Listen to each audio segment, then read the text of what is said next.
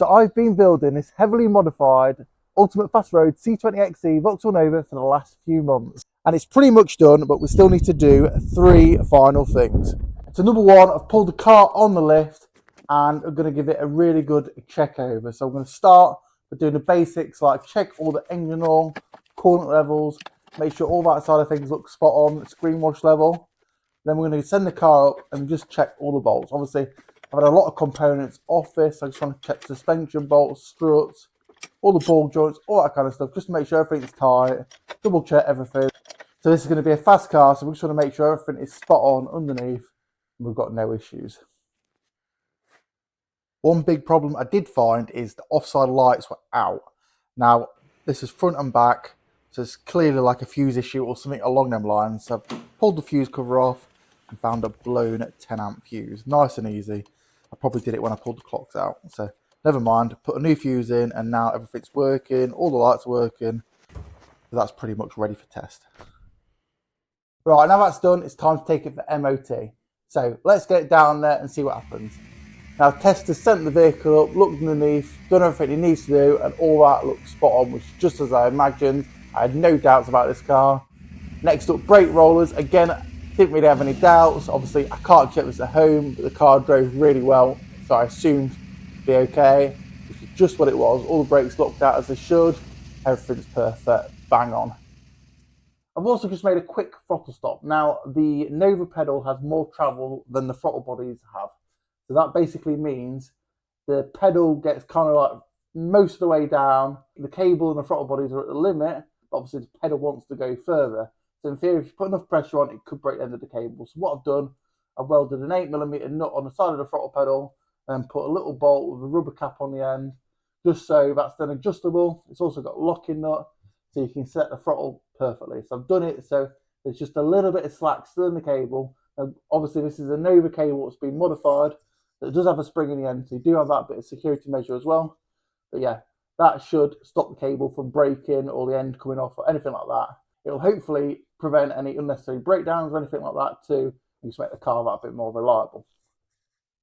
And the third and final job is to fit these side skirts. Now these are genuine GSI side skirts. It's also got the matching clips, the brand new clips, and the matching genuine rivets. So I'm going to show you guys exactly how to fit these, and that will be the final job on this Nova. Now, when it goes away, it's going to be going to Bog Brothers. It's going to be getting mapped properly, settled properly, because at the minute it's running a bit rich.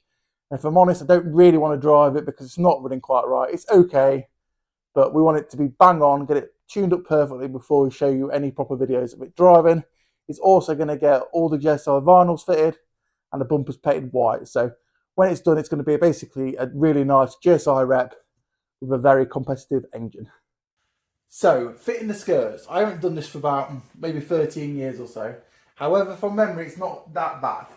So obviously they should fit like that, with a little gap across the top of the sill. You've got these clips which go into the sills. And basically what you need to do, they go on here. The clips need to line up with the bottom edge of the sill like so.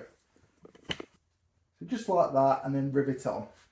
Obviously, you need to get the spacing bang on, but if you get them lined up there, they're going to fit perfectly. Now, you can put additional screws in the bottom here. I'm probably just going to put a couple in. If you put all of them in, obviously, you've got more chance of water ingress in the sills, more likely to rot out. Don't really need it. Mine never had any, never had a problem. So, yeah, we'll just put maybe a couple of screws just in case, and then we'll mark these and put these in the right place. So I've got a tape measure and a Sharpie. I'm going to measure the gap on the mounts, on the skirts, transfer it to the sill, and then I know they're in the right place basically, and I can start fitting them. I actually found it easy just to lay the skirt next to the sill and then mark the centre points for each mount. So as you can see, that is the centre line of the bracket on the skirt. And I want to get that clip in the centre of that. Now you do have adjustment in these, the actual bracket's bigger than the clip, so if you don't get it bang on in the middle, it doesn't matter. But I've eyeballed it and that looks pretty spot on. So now I need to drill the sills, put the rivets in, and then these slide over the rivet. So a special type of rivet, and this just basically locks on, slides over like so. And here's the rivet in question. And these are the proper rivets. You can use normal rivets if I'm honest, but these are the proper ones. So that the idea is that slides over that like so. So I line the clip up with the centre line and then mark the holes with Sharpie. I then drilled the holes with a 2.5mm drill bit and did the riveting as I went along. This did take a while, but it wasn't too bad to do. You just got to be careful. Now, if you haven't got a steady hand, I would recommend using a centre punch just to centre the hole, and that'll make it much easier for the drill to start. Right, so now the rivets are in, clips are on, it's now time to put this fin on. So I put a bit of double-sided tape on the back. This essentially needs to slide onto the clip, which is a little bit awkward, and then push into place. Something like that. Double-sided tape just goes behind here. That's how they are factory. And I'm just going to put a couple of screws in the end here just to fasten it on. That is the rear fin fitted. I then remove the rear wheels so I can get better access to the inside of the side skirt. So I can drill the holes and put some self-tappers in. Now the self-tappers were silver and I didn't like that. So I apply a coat of grit primer followed by some X primer and finish with some factory style bumper colour paint. This is U-Pol dark grey and it's very, very close to the original. And then screw them in, and I think it looks a lot better than just normal silver screws on show. And I think things like this just finish the job off very nicely. I then just push on the long bit of skirt. Now this literally just clips into place and knocks on with a little bit of pressure. So there we go, that's one side done. Now I can't quite clip this corner on just because the lift pad is in the way. Once that's down on the floor, I'll obviously reposition that pad and then fit on. And then I'll probably put, just like I say, put a couple of screws in this, but that is one side basically done. I'm going to drop it down and move on to the next side. Now I've said this before and I'm probably going to say it again, but this lift has made my job so much easier and I'm so grateful for having it.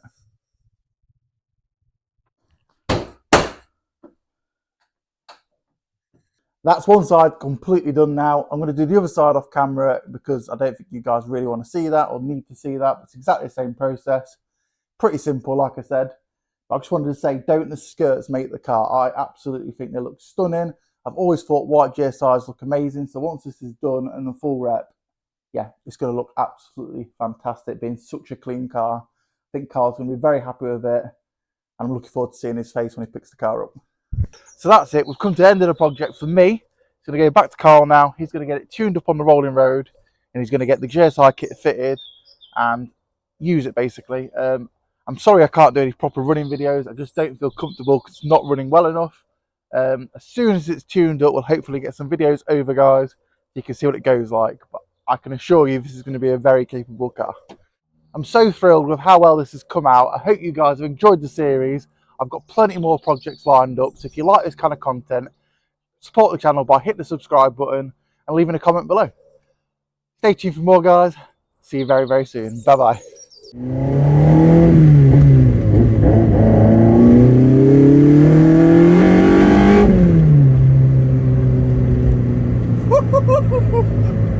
Oh, that's fun.